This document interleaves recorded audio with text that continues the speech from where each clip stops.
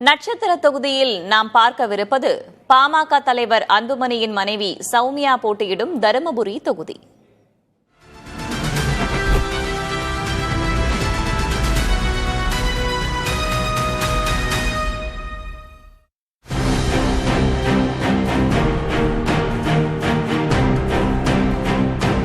பாட்டாளி மக்கள் கட்சிக்கு 3 முறை வெற்றியை தந்தது தருமபுரி சட்டமன்ற தொகுதி.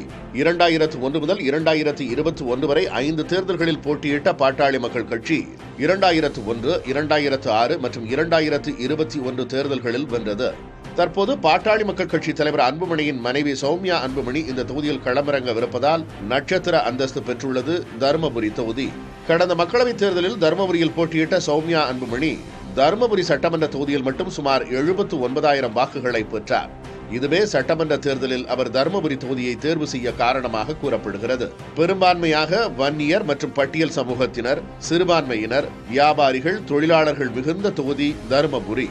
அங்கு சுமார் 2,57,000 வாக்காளர்கள் உள்ளனர். கடந்த 2011 தேர்தலில் தேமுதிகவும் 2016 திமுகவும் வென்ற இந்த தொகுதியில் கடந்த 2021 தேர்தலில் பாட்டாளி மக்கள் கட்சி பிரம்மாண்ட வெற்றி பெற்றது.